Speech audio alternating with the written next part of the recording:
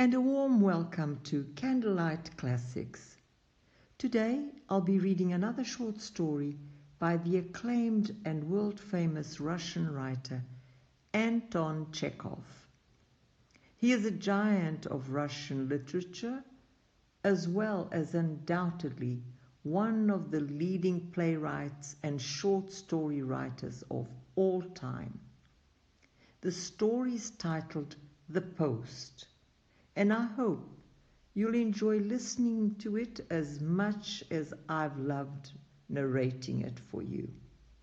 So, sit back, relax, and enjoy this short story by the brilliant Anton Chekhov. The Post. It was 3 o'clock in the night. The postman, ready to set off, in his cap and his coat, with a rusty sword in his hand, was standing near the door waiting for the driver to finish putting the mail bags into the cart, which had just been brought round with 3 horses. The sleepy postmaster sat at his table, which was like a counter. He was filling up a form and saying, "My nephew, the student, wants to go to the station at once. So look here, Ignatiev, let him get into the mail cart and take him with you to the station, though it is against the regulations to take people with the mail. But, what's one to do? It's better for him to drive with you free than for me to hire horses for him." "Ready!" they heard a shout from the yard. "Well, go then, and God be with you," said the postmaster. "Which driver is going?" "Semyon Glazov." "Come, sign the receipt."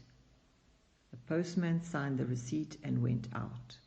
At the entrance of the post office there was the dark outline of a cart and 3 horses. The horses were standing still, except that one of the trace horses kept uneasily shifting from one leg to the other and tossing its head, making the bell clang from time to time. The cart with the mail bags looked like a patch of darkness. 2 silhouettes were moving lazily beside it, the student with a portmanteau in his hand and a driver. The latter was smoking a short pipe. The light of the pipe moved about in the darkness, dying away and flaring up again. For an instant it lighted up a bit of a sleeve, then a shaggy moustache and big copper-red nose, then stern-looking, overhanging eyebrows. The postman pressed down the mail bags with his hands, laid his sword on them, and jumped into the cart. The student clambered irresolutely in after him, and accidentally, touching him with his elbow, said timidly and politely, "Oh, I beg your pardon." The pipe went out. The postmaster came out of the post office just as he was, in his waistcoat and slippers. Shrinking from the night dampness and clearing his throat, he walked beside the cart and said, "Well, Godspeed. Give my love to your mother, Mihailo. Give my love to them all. And you, Ignatiev, mind you don't forget to give the parcel to Bistretsov. Off!" The driver took the reins in one hand, blew his nose, and, arranging the seat under himself, clicked to the horses. "Give them my love," the postmaster repeated. The big bell clanged something to the little bells. The little bells gave it a friendly answer. The cart squeaked, moved. The big bell lamented. The little bells laughed. Standing up in his seat, the driver lashed the restless trace horse twice, and the cart rumbled with a hollow sound along the dusty road. The little town was asleep. Houses and trees stood black on each side of the broad street, and not a light was to be seen. Narrow clouds stretched here and there over the star-spangled sky, and where the dawn would soon be coming, there was a narrow crescent moon. But neither the stars, of which there were many, nor the half-moon, which looked white, lighted up the night here. It was cold and damp, and there was a smell of autumn.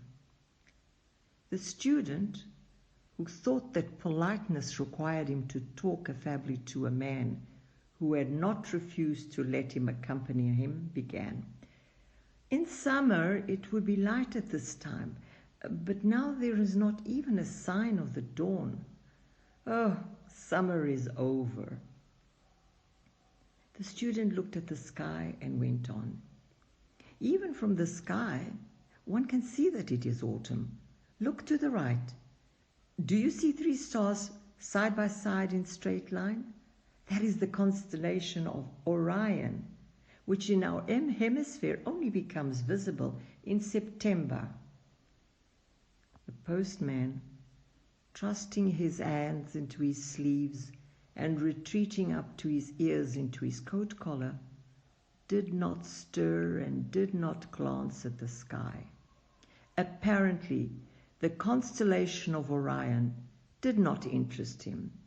He was accustomed to see the stars, and probably he had long grown weary of them. The student paused for a while and then said, "It's cold. It's time for the dawn to begin.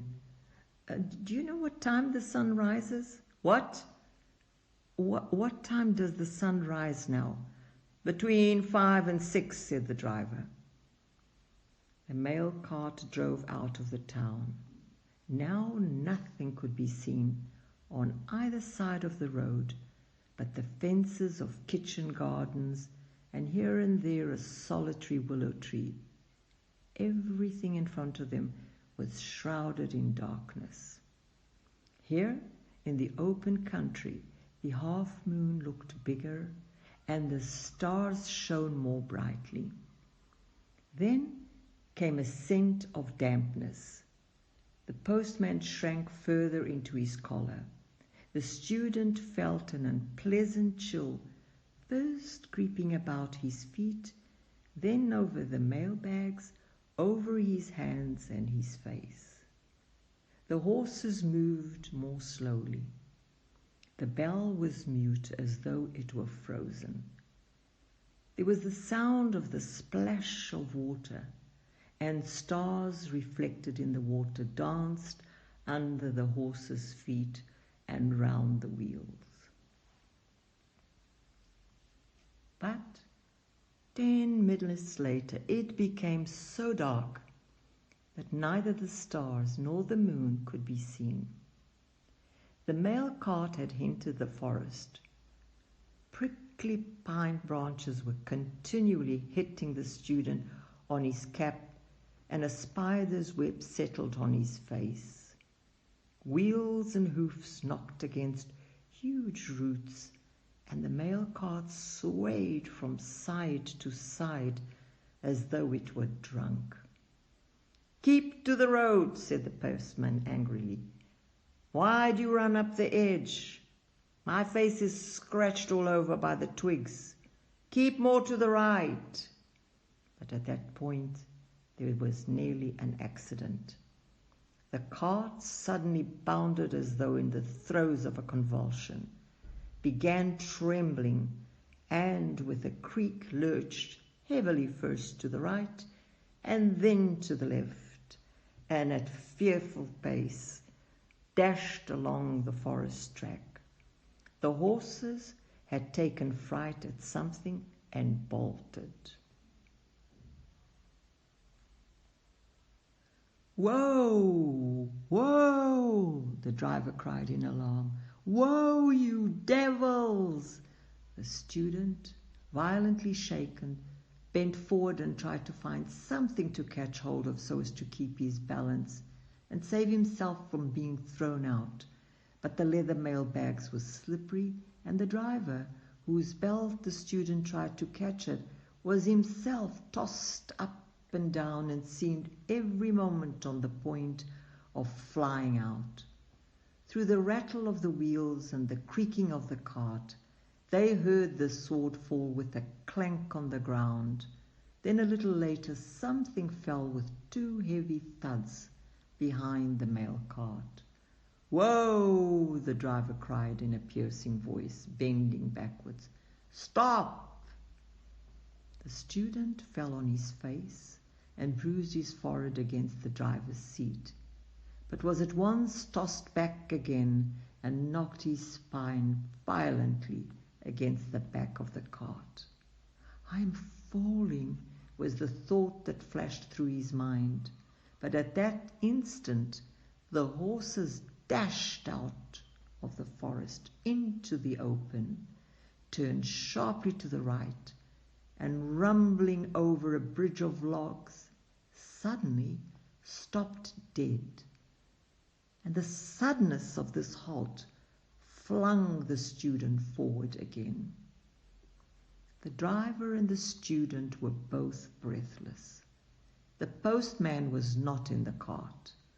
He had been thrown out, together with his sword, the student's portmanteau, and one of the mailbags. "Stop, you rascal! Stop!" they heard him shout from the forest. "You damned blackguard!" he shouted, running up to the cart. And there was a note of pain and fury in his tearful voice. "You anathema! Plague take you!" he roared, dashing up to the driver and shaking his fist at him. "What did you do? Lord have mercy on us," muttered the driver in a conscience-stricken voice, setting right something in the harness at the horses' heads.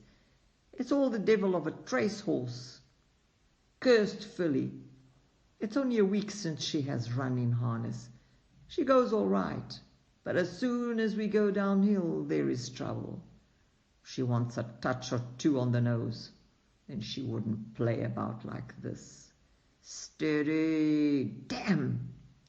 When the driver was setting the horses to rights and looking for the portmanteau, the mailbag, and the sword on the road, the postman, in a plaintive voice shrill with anger, ejaculated oaths. After replacing the luggage, the driver, for no reason whatever, let the horse for 100 paces, grumbled at the restless trace horse, and jumped up on the box. When his fright was over, the student felt amused and good-humored. It was the first time in his life that he had driven by night in a mail cart, and the shaking he had just been through, the postman's having been thrown out, and the pain in his own back, struck him as interesting adventures. He lighted a cigarette and said with a laugh, "Why, you might break your neck like that. I very nearly flew out, and I didn't even notice you had been thrown out. Oh, I can fancy what it is like driving in autumn." The postman did not speak. "Have you been going with the post for long?" the student asked. 11 years. "Oh, every day?" "Yes, every day. I take this post and drive back again at once." "Why?"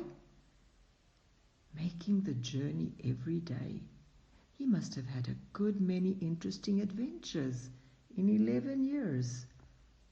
On bright summer and glooming autumn nights, or in winter when a ferocious snowstorm whirled howling round the mail cart, it must have been hard to avoid feeling frightened and uncanny. No doubt more than once the horses had bolted, the mail cart had stuck in the mud, they had been attacked by highwaymen, or had lost their way in the blizzard. "Oh, I can fancy what adventures you must have had in 11 years, said the student. "I expect It must be terrible driving.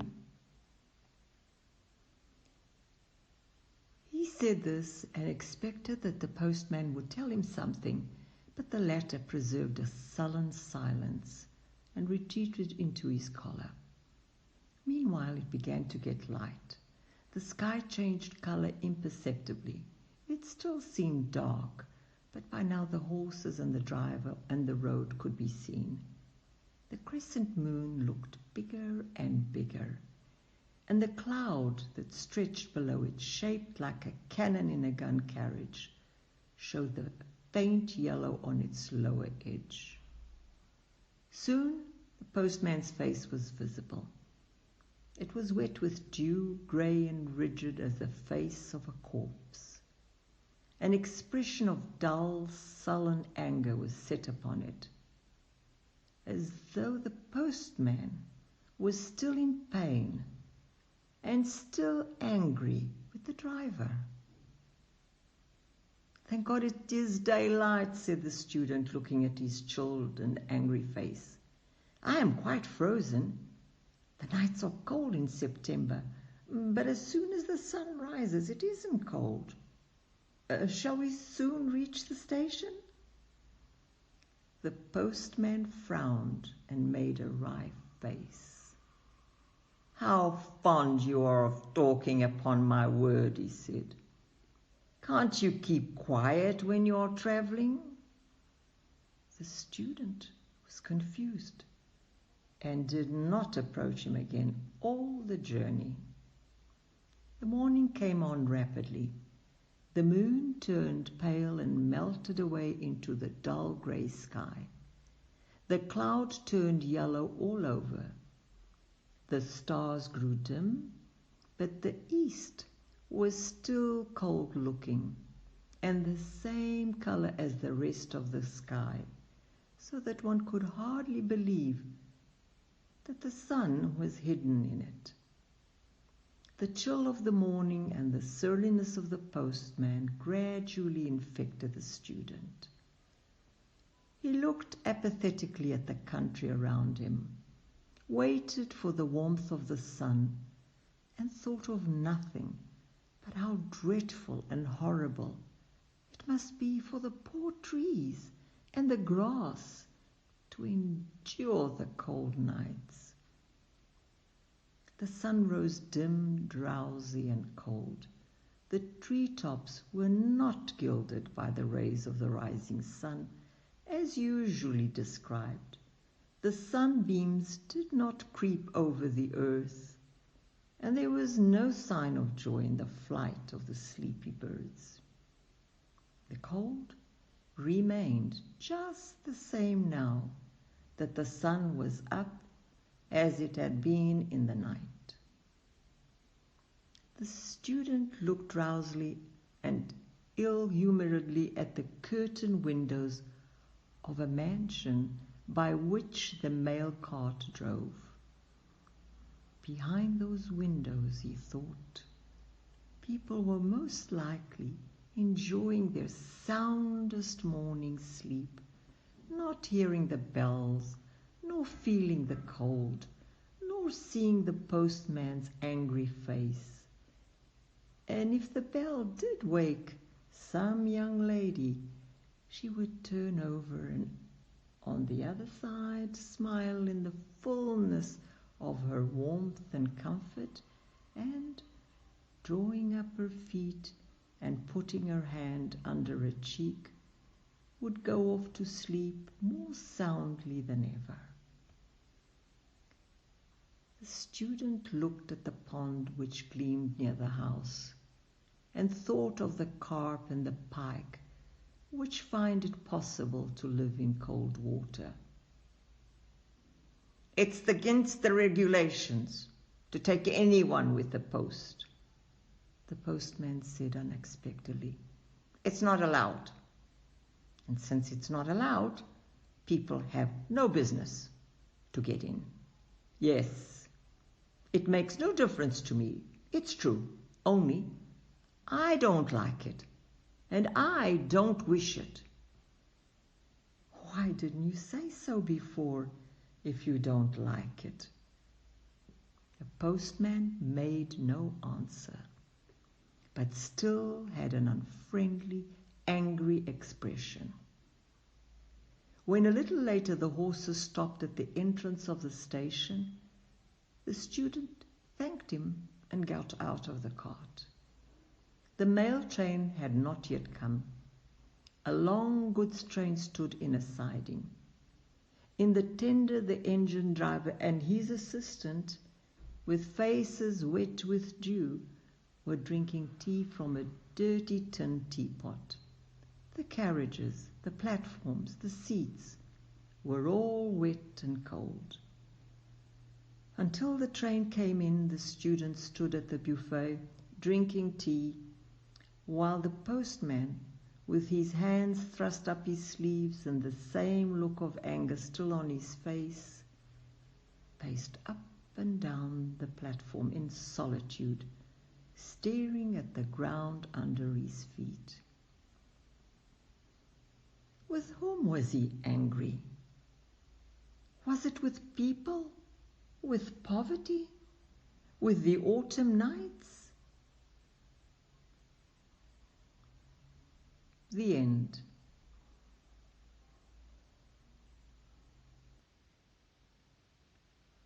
I really hope that you enjoyed that short story by the superb Anton Chekhov. Following hereafter will be a short biography about the highly accomplished Chekhov. For example, did you know he was a doctor? Please be sure to listen to other short stories by Chekhov and other great writers that I've narrated for this channel. Please remember to subscribe to my channel. You can also favorite and share this video with others. Your support is always much, much appreciated. I, of course, look forward to seeing you here again on Candlelight Classics. So, until the next time, goodbye and thank you.